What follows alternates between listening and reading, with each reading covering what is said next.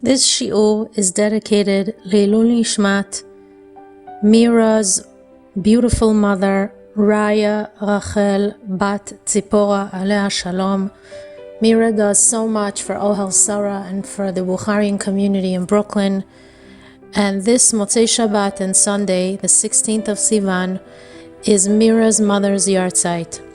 We wish that this neshama should have an aliyah, and Be'ezrat Hashem, in the merit of the shiur and any inspiration that's drawn, Raya Rachel Bat Tzipora, her neshama should rise higher and higher in Gan Eden. Baruchot Avot, ladies, and thank you so much for logging on, whether you're tuning into Torah Anytime or to ohelsarah.com. We appreciate your devotion to our shiurim. We give you so much credit that every single week you maintain your spirituality by logging on and listening and elevating yourselves, especially during this very pressing time in Am Yisrael, where we need your dedication to Ruchaniyut. You're right there with us, supporting yourself spiritually. So we commend every single woman who logs on, every single woman who pays attention to the finer details of the shiurim and makes it her priority to change things in her life, to make the necessary adjustments during this time where HaKadosh Baruch Hu is speaking to every single one of us and is sending us very clear messages. We have a lot of work to do today, so let's begin. We are going to learn a famous Mishnah in Pirkei Avot. As you know, our custom from Pesach through the summer is to learn Mishnayot in Pirkei Avot. So I'm going to give you an introduction to this particular Mishnah so that you clearly understand it. The subject of happiness is important to everybody. It's something that every human being seeks. Everyone in the world, no matter how different they are, is driven by this subject. Everybody wants to be happy. We all wake up and we all go to sleep and we live out our days searching and yearning for happiness. So, what's one of the ways that a person can achieve happiness?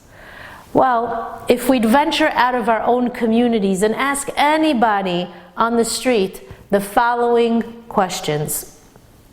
How does a person live a happy life? And what does he need to have in order to be happy? I'm certain that most people would answer that the more a person is able to acquire what he truly desires, the more he'd be happy. So if a person wants something specific and he could afford to acquire that thing, he'd be a happy person. But if a person was not able to acquire what he wants, perhaps he'd be unhappy. So based on this understanding of achieving happiness, it seems that someone who's financially established will be the most happy. Because if the definition of happiness is being able to acquire whatever I want, then the more I have, the happier I will be. So the question is that I want to pose to each and every single one of you women out there is, have we seen truly happy people in the world? And can we find the formula for happiness? Now, I'd like to point something out that I hope will change our perspective of how we view things. You see, when we speak about happiness, we're not referring to happy moments in life. Because no matter how challenging life can be, we all have happy times.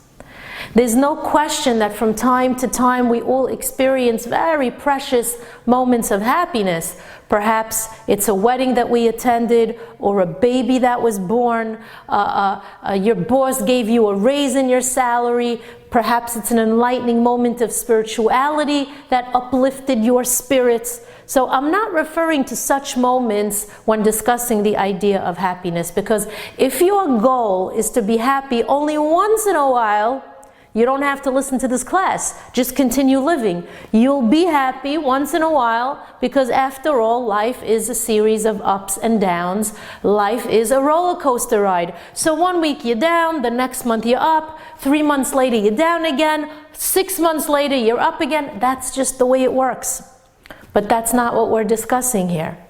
What I want to talk about is uninterrupted happiness. That means 24/7, if you could believe it or not. And that doesn't mean that a person cannot have a deterring moment from happiness. No. But I'm referring to full-time happiness, where most of the time you're experiencing and feeling happy. So let's ask the question again. Have we ever seen a person, or actually we're going to rephrase the question. Have we ever seen a person who's happy full time? Most of us would probably say no, no.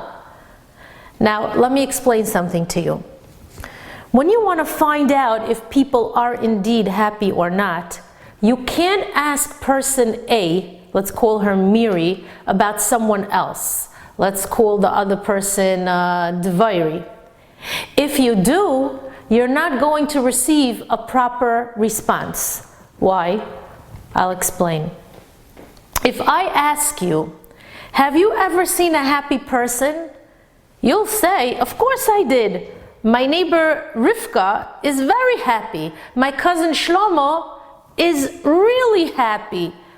But that's not an accurate response, because you can never really assess someone else's happiness. Why not? Because very often we project our needs onto someone else's possessions.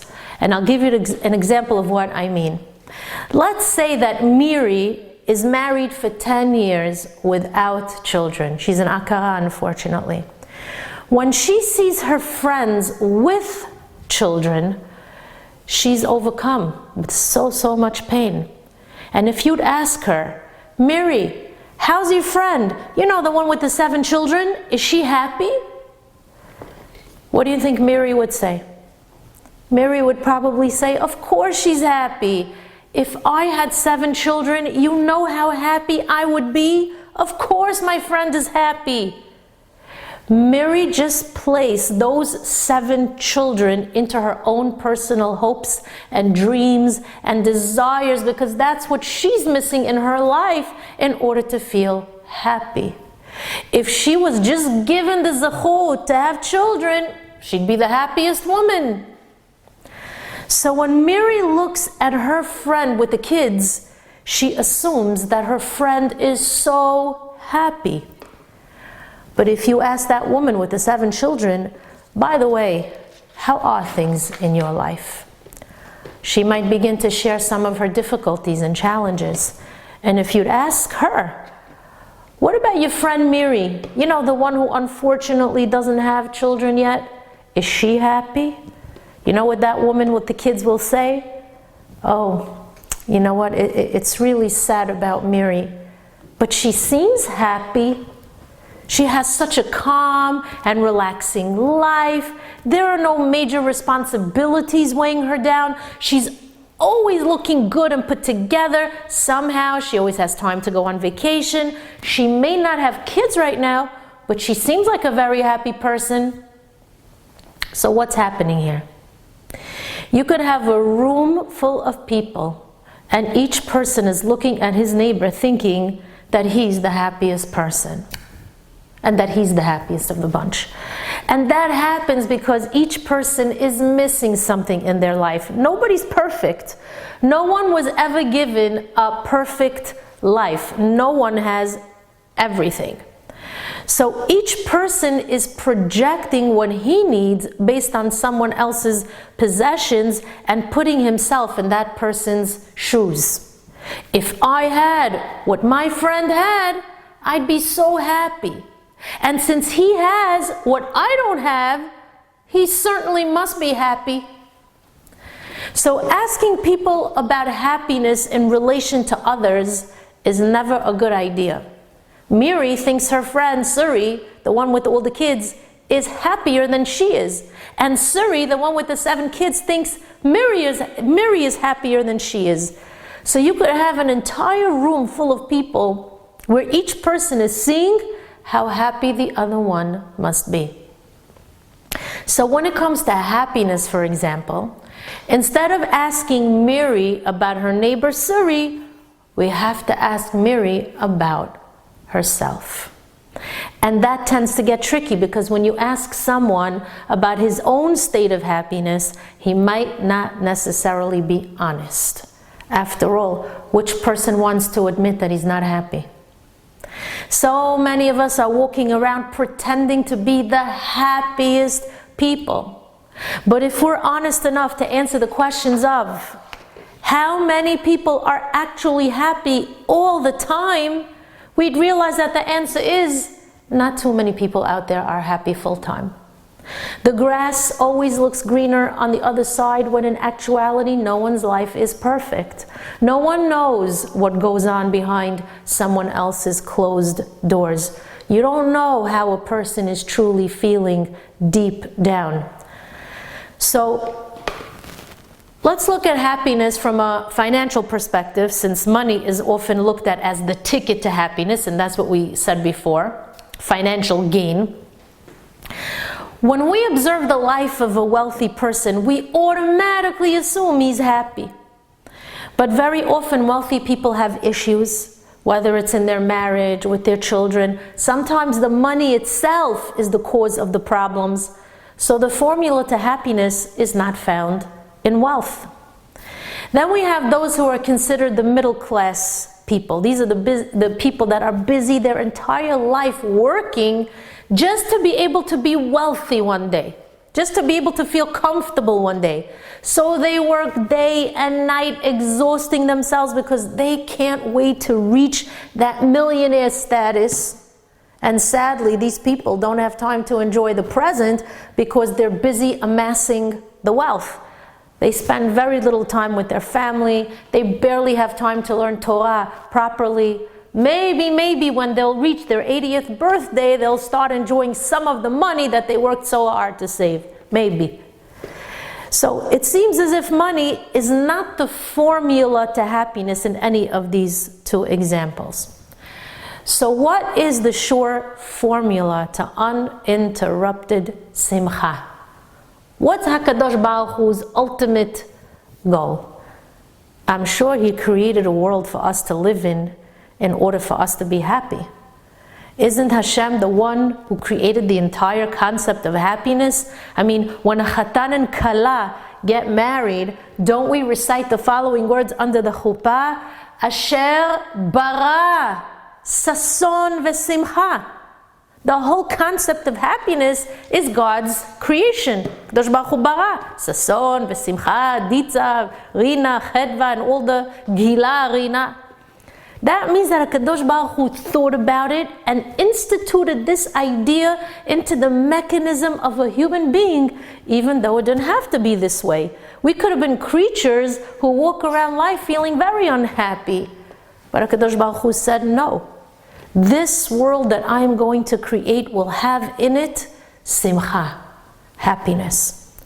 So anytime you feel the slightest bit of joy, you should know that it's something that HaKadosh Baruch Hu created for you to experience.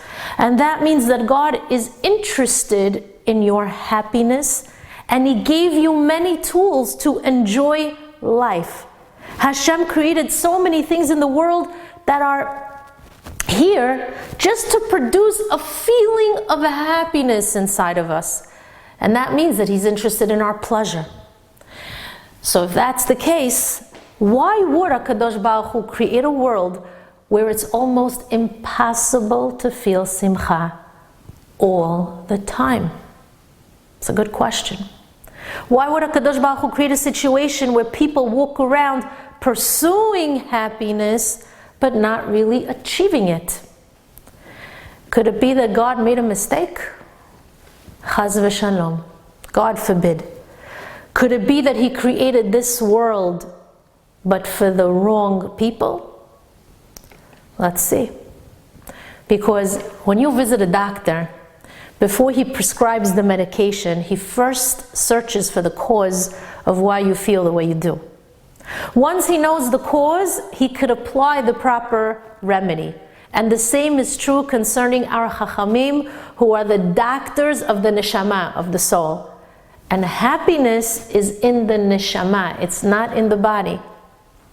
So we have to ask, why is it that we're not happy all the time? What's the problem? Why aren't people happy the way they're supposed to be? That's the question. What's the stumbling block? If we know what the problem is, then we can remedy the situation. So let's discuss that Mishnah in Pirkei Avot, which is the lesson of this class. I gave you this whole introduction for this one Mishnah. Rabbi Elazar HaKapor Omer, alav shalom, הקנאה והתאווה והכבוד, envy, desire, and or lust, and honor, these three viruses, מוציאים את האדם מן העולם.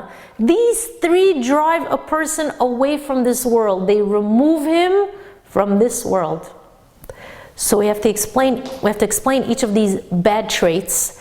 And then we need to understand what the words motzi'in et ha'adam min ha'olam means, because there are many people out there who are envious, who lust for various things, and they run after honor, yet they're still in this world. They haven't perished.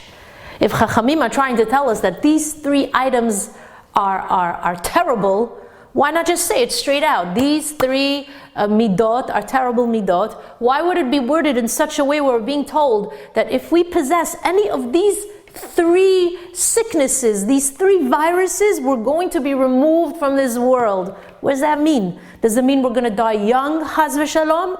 What's Rabbi Elazar trying to teach us here? So let's examine these three viruses of the world, the three stumbling blocks that remove a person from this world. And we'll begin with kin'ah, jealousy. Jealousy simply means that we wish to have that which someone else possesses to the extent that it affects us very deeply. Now, jealousy could be a good thing if it's channeled in the right direction, but quite often people aren't jealous for the right reasons. Usually, the jealousy affects a person's life in a very negative way. It eats him up alive, and that's when it poses a danger. So kin'ah means that until I don't possess that one thing that I desire, I cannot possibly be happy. And that kind of kin'ah becomes an unhealthy need. The second virus is called ta'ava, lust and or desires. Desires remove a person from this world. What does that mean? Because I can't have desires? Aren't we born with desires? I have a desire to eat, to sleep, and to do many things. And it's not always my choice. So how could that desire remove me from this world? Ladies, having a normal desire in and of itself is not a negative thing. But if our life is manipulated and controlled by our desires, if our decisions are directed according to those desires, that's where the threat lies. In other words, when I have to make a decision in life, what drives that decision? Am I thinking of whether or not that decision is the right thing to do? Am I considering whether or not it will yield good results? Do I consider the wrongness of that decision? Because for some people, weighing the possibilities in their mind is not even an option. Why? Because the decision they're going to make is driven by their desires and their needs. Whatever they feel will make them feel fulfilled, brings them to their decision, even though that decision might lead them to a very dark place. So the idea of right and wrong is not even relevant to the person who's driven by his ta'ava, by his desire. I might have a natural desire to eat, but that doesn't mean it's good for me to eat everything that I see. So even something natural, a natural desire like to eat, can create a dangerous outcome. Even a natural desire has to be tempered and controlled. If I eat what I want, when I want, and how I want, that means I am a desire-based person. So ta'ava is a stumbling block where you're always busy looking to fulfill your desires. And the mindset of such a person doesn't give him any peace of mind, because his desires are always changing from one day to the next, from 1 week to the next. And when a person is constantly running after this or that or the other thing, he never has a moment's rest. He's never at peace with himself. Even when he finally possesses that which he desired, he won't be happy. And he's going to look for the next item in life that he needs in order to feel fulfilled. So it's a life of a never-ending search for the desires of the heart. And that's a very deep lesson of life, ladies. Think about it. Your desire is to be married. For example, let's say you have a desire to be married. For years, you're searching for the right partner. And then you finally get married. Baruch Hashem, you got it. But now you can't be happy with your husband. Your next desire is to have kids. You want kids. So you focus on having kids and you dream about it day and night. And Baruch Hashem, HaKadosh Baruch Hu gives you children. Now what? I want a bigger house. Oh, you finally built the house of your dreams. You used all that money, hard work that you saved. You built the house. Achshav ma, now what? Oh, I need nicer furniture. I need a better car. So every time you fulfill your desire, somehow there's another one in the wings waiting for you. It's never ending. And why is that a danger? Because you're never happy with what you have that you desired, and life becomes boring and unsatisfying. You're pretty much investing your entire life not on spiritual growth, but on physical desires. Your focus in life is on what you want and how you're going to acquire it. There was once a 60-year-old man who had many desires in life, and he attained most of them. But guess what? At the age of 60, he suffered a crisis. What was the crisis?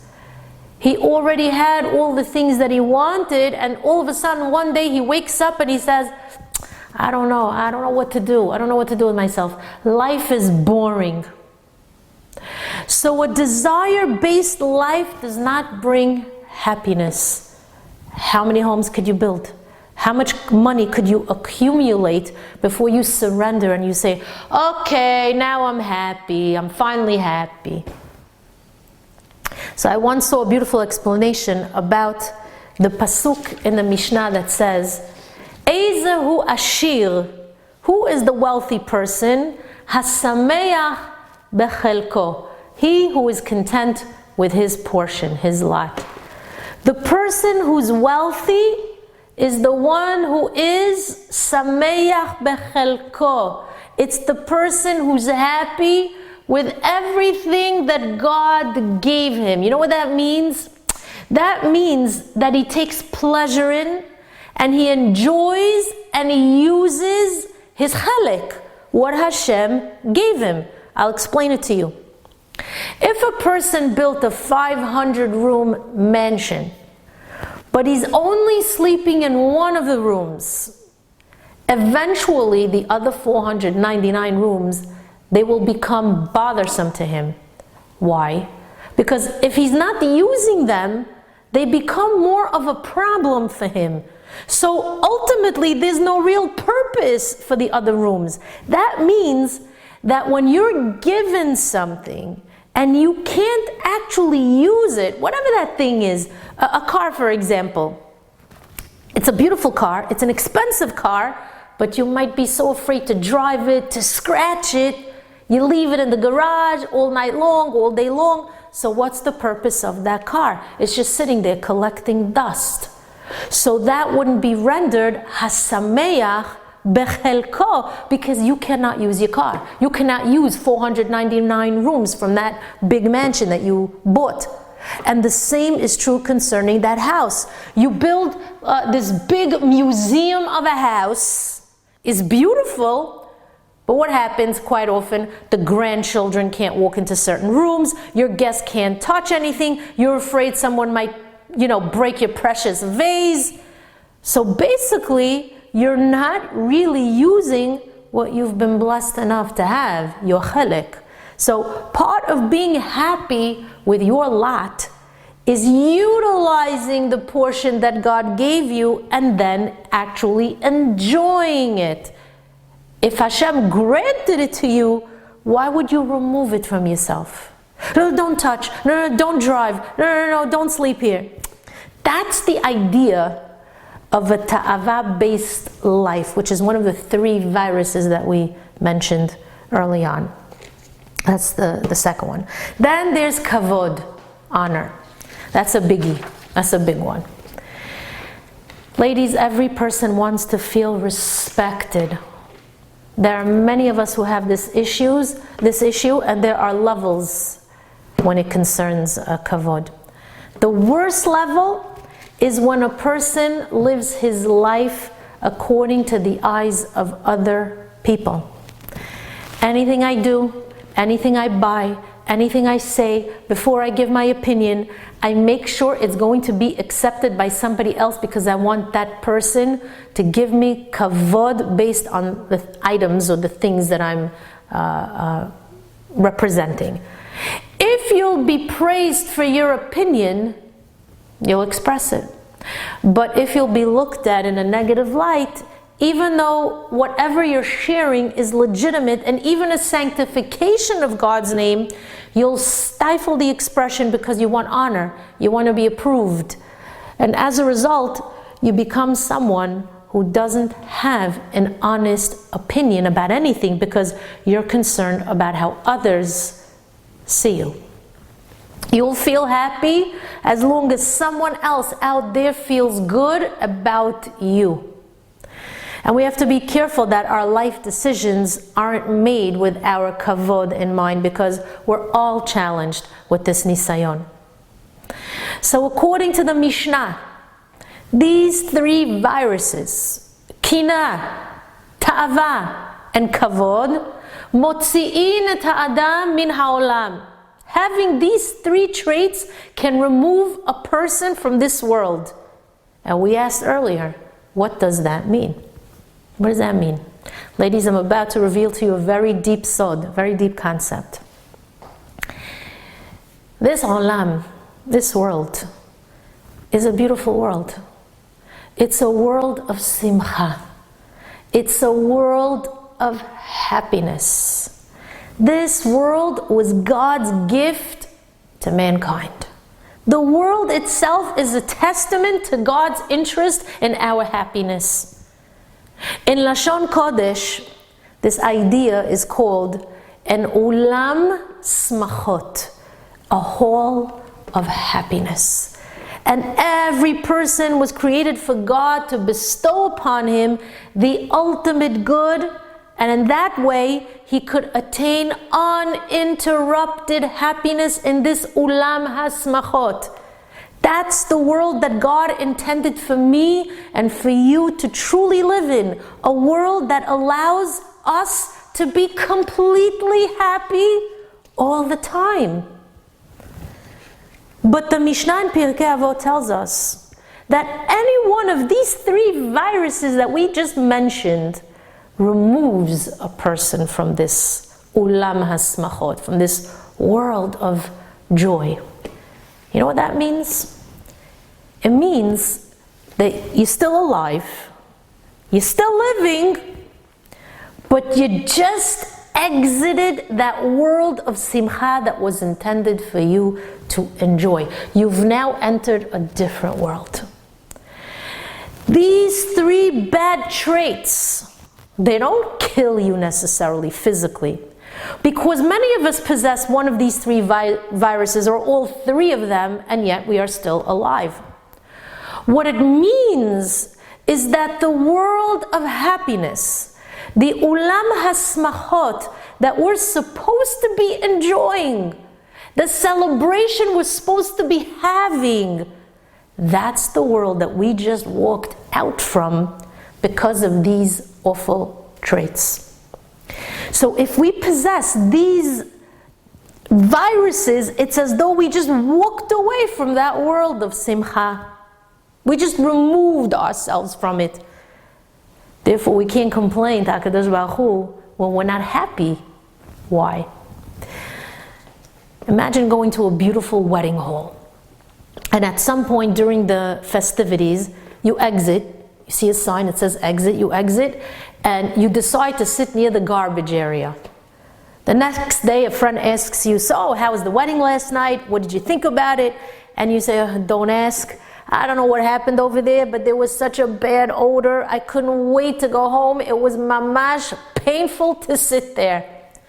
And your friend says to you, oh, it's strange what you're saying, because I was also at the wedding, and it was actually a very beautiful wedding. There was great music, delicious food, the lighting was exquisite, the flowers were beautiful. And you say, what are you talking about? Where were you sitting? Were you in the same place as me? And your friend says, of course I was there. Where were you? Because from your description, it doesn't sound like me and you were in the same wedding hall. And you say, well, I saw a door, said exit. I walked to the doors, and I couldn't believe they put me near the garbage. But that's where I sat all night long. And your friend says, oh, okay. Now I understand why you were not a happy camper the whole night. You walked out of the wedding hall, and you ended up sitting near the garbage. That's what the Mishnah is teaching us. This olam, this world, is the ulam hasmachot. It is a place of happiness. It's the place of simcha that HaKadosh Baruch Hu created, and He created such a perfect world for all of us to be happy in. And each of us received specific items, chalakim, that we need in order to be happy. The poor man will not be happy with a great deal of wealth. The portion he received is meant for him to be happy.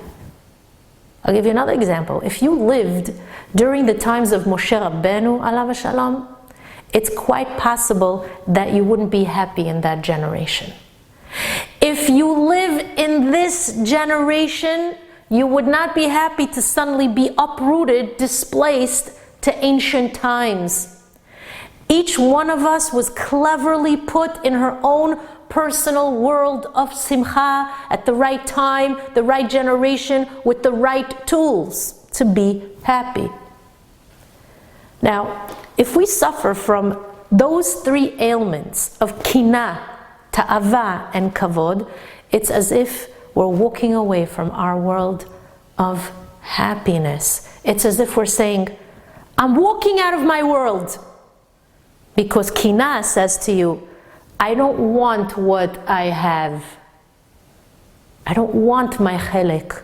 I want to possess someone else's world, someone else's life, someone else's portion. That's kina.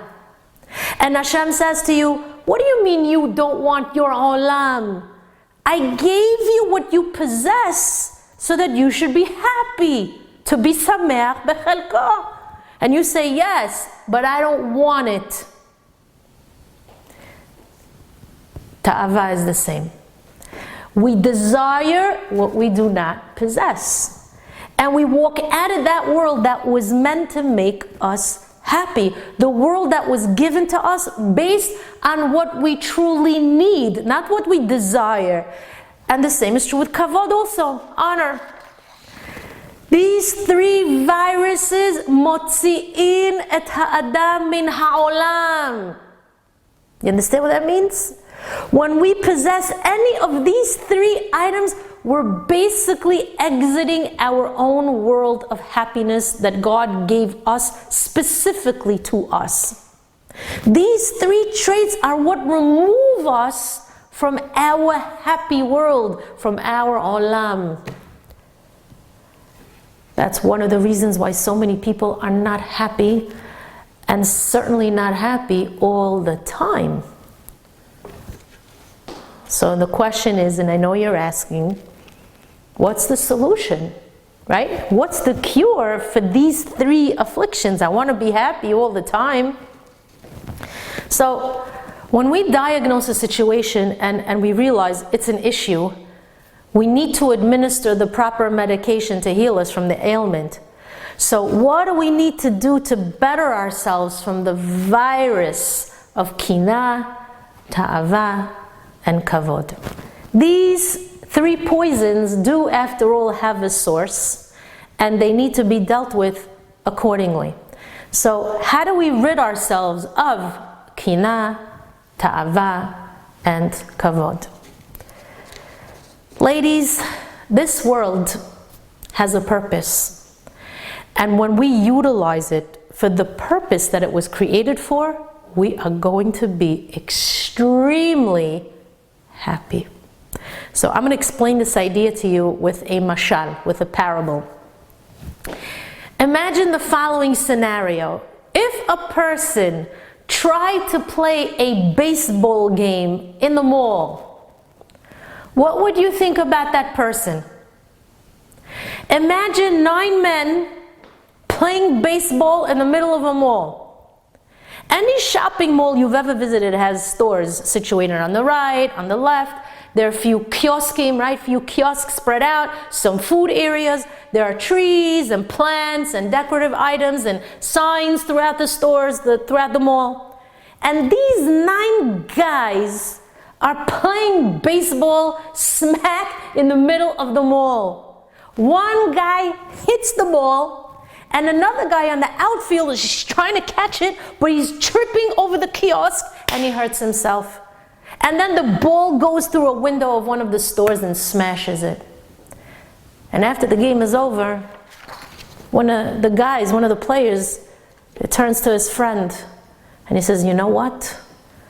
This place was a disaster. Whoever built this place is a rasha."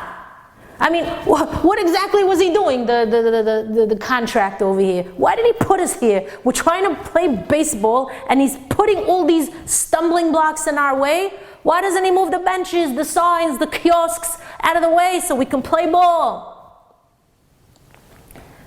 Now, if you hear the person telling you this, what would you think of that person? You would think he's meshuga. He's a crazy person. Who plays baseball in a shopping mall? You play baseball in a big field. Obviously, if you're going to attempt to play baseball in a mall, someone's bound to get hurt, and there's going to be a lot of damage.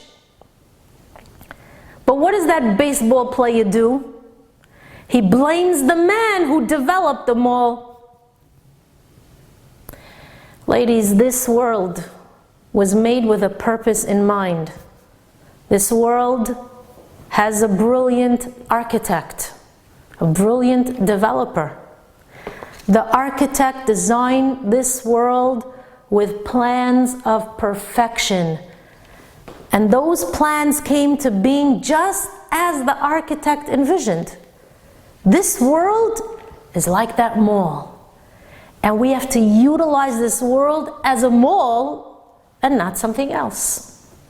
The moment we turn the mall into a baseball field, something's going to go wrong. Someone will get hurt. There will be consequences. Which means that the things that Hashem created in order to help you might hurt you if you don't utilize them in the manner that they were meant to be used. So we have to turn to that baseball player and say, "Yoo-hoo, yoo-hoo, this is a mall. This is not a baseball field." But you should know that we're not in this world in order to achieve the maximum physical pleasures. And that doesn't mean that we're not supposed to enjoy and reap the pleasures from this world. HaKadosh Baruch Hu wants us to enjoy, but that's not the only purpose of this world, to have fun. If you enter this world with that thought in mind, if you're coming into the mall thinking it's baseball time, it's a baseball field, you're going to continue to trip and fall and break things along the way. You're never going to reach the uninterrupted happiness because you're playing the wrong game in the wrong place.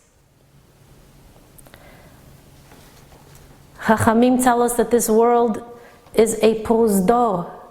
It's a hallway that we're meant to pass through so that we could reach Olam Haba. Now this hallway, the prosdor, is a beautiful place. But it's a place where we're supposed to use everything in it in the proper way in order to create the eternal world for ourselves.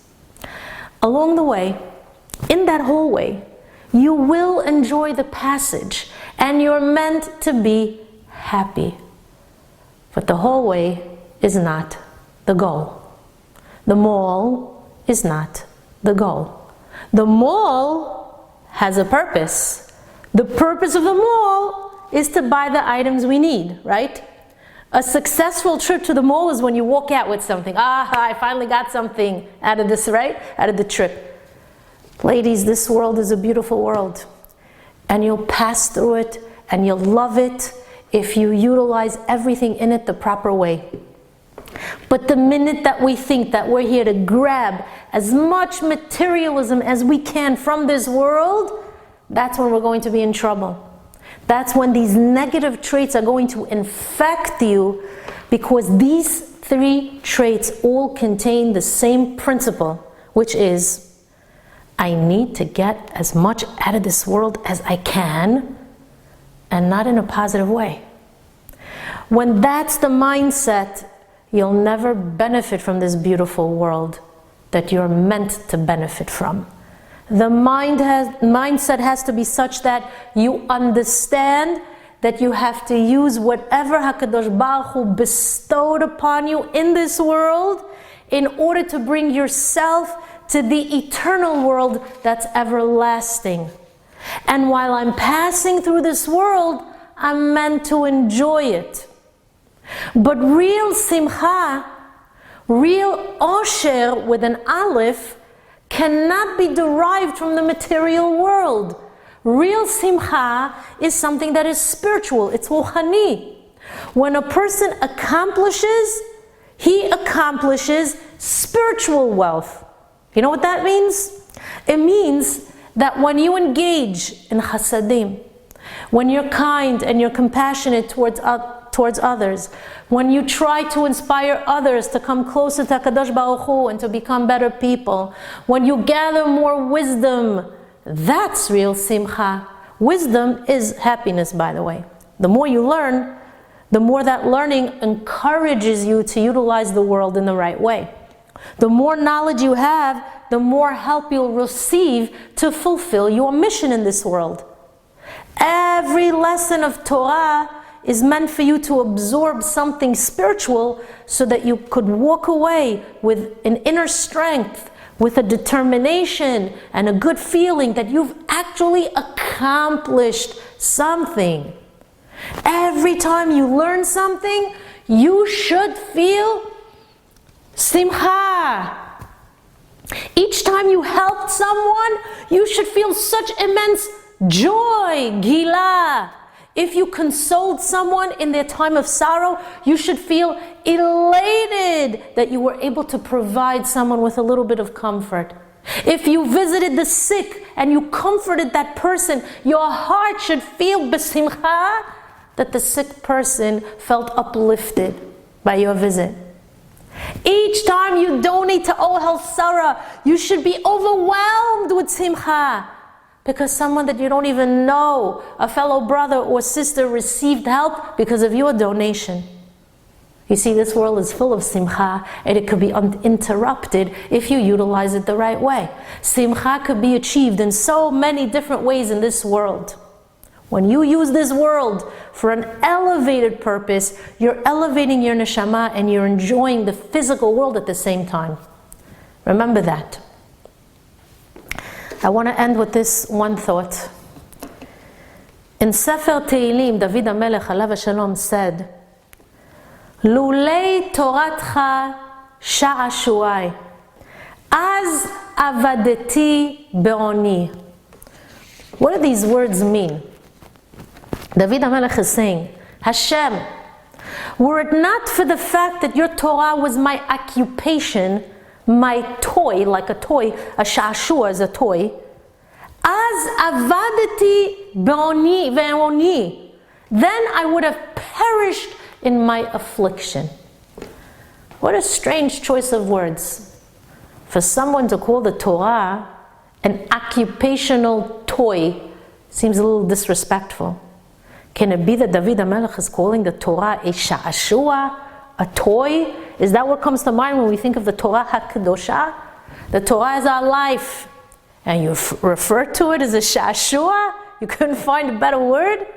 How could David HaMelech say, if not for the Torah being my toy, my sha'ashua, I would have been lost? What is David's underlying message here?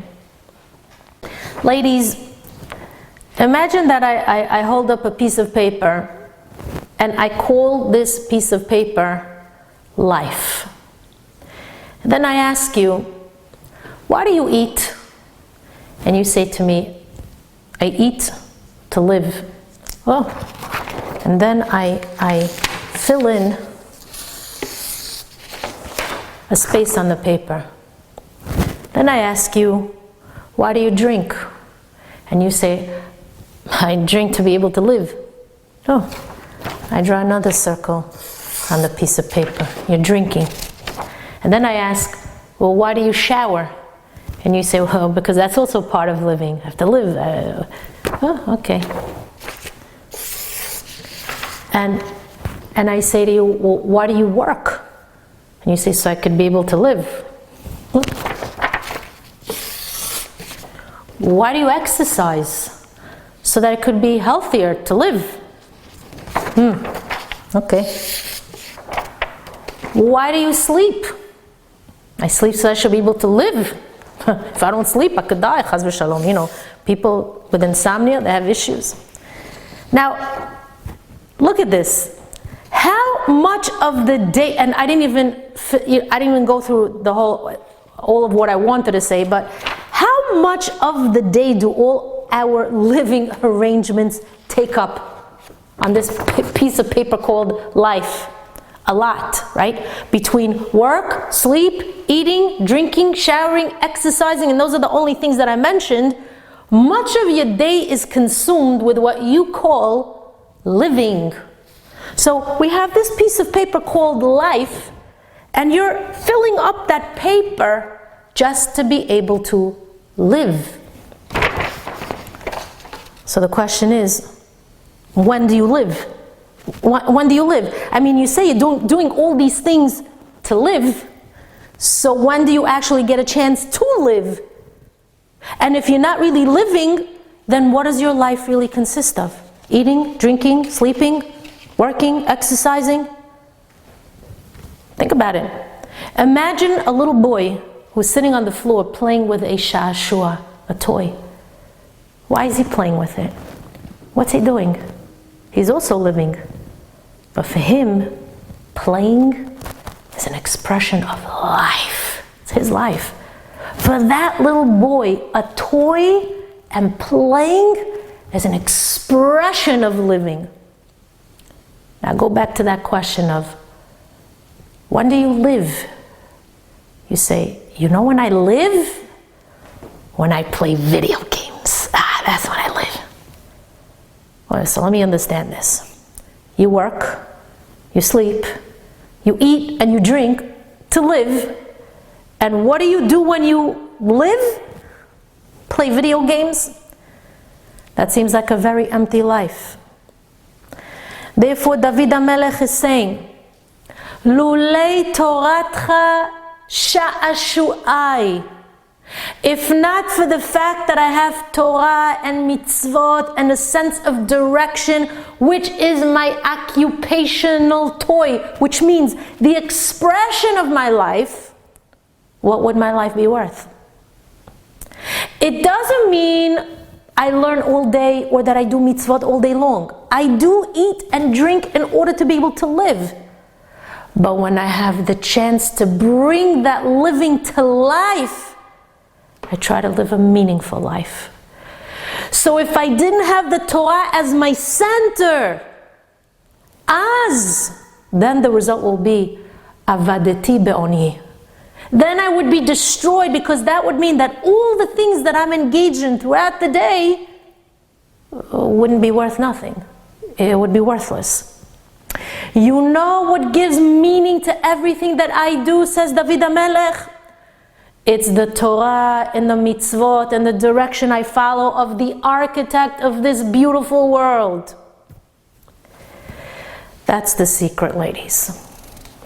A person has to realize that there's a creator and that he gave very clear instructions on how to benefit from this beautiful, exalted world. And everything a person does has to be driven towards that goal. That means that if you have some free time, you should do something good with it. Listen to a shiur, try doing a chesed for somebody. Be engaged in something that's called living, real life, according to the Torah standards. Remember that everything you're doing has to revolve around that center point, which is Torah. If you don't have a center, it's very hard to truly live, because you're not really going anywhere. The center has to be fuller than everything else that we're doing in order to live. You understand what I'm telling you? So at the end of every day, we should ask ourselves, how much did I really live today? What did I actually do that's called living? I gave my husband attention and I made him feel special. That's living. I helped a person in need. That's living. I listened to a shiur Torah. That's life. I donated a few dollars to a worthy cause. That's life. I improved my midot. That's living. What did I do to actually live today? If you go through your day and all you see are the things you did in order to live, but nothing to bring that living to life, then you know that this is what the Mishnah was referring to. That vacuum is eventually going to be filled with kina, with ta'ava, and kavod. So the key is to place more and more emphasis and meaning into our life with real living. When we add more meaning to our life, we won't feel the emptiness or the void, because when are we challenged with kina, with kavod, and with ta'ava? You know when? When we feel empty. But when we're happy with ourselves because we're accomplishing, that's how we cure our own ailments. Suddenly the kina, the ta'ava, and kavod, they start to fall to the wayside. It might be challenging not to experience those traits, but at least they won't be as important. And then we'll find ourselves back in the world that Hashem intended for us to live in. A world filled with simcha. A world where you're happy with your chelek, with the portion that you realize is best for you. A world where you feel that you're in the right place, in the right time, with the exact tools you need. And every single one of us has exactly what she needs. And that doesn't mean we shouldn't strive for more or be more ambitious. Of course you have to be more driven. But at the end of the day, I have to make sure that my ambition doesn't lead me away from this world of happiness that Hashem intended me to live in. That it doesn't create an unhealthy ambition of needing and wanting more than what I'm truly supposed to have or what's truly good for me. Real life and real living is being able to exist in the world that God created just for you, and to fill up the canvas of your life with real meaning. That's the secret to a happy life that could be filled with uninterrupted joy. Be'ezrat Hashem, we're all striving to get there. And certainly this time period, secluded in our own worlds, are supposed to make us realize how much we have and how happy we should be to have it. Yiratzon, ladies, we should be zaycha to the ultimate happiness of the world of Mashiach that I wish for all of us to experience soon. Amen Ken, Yiratzon.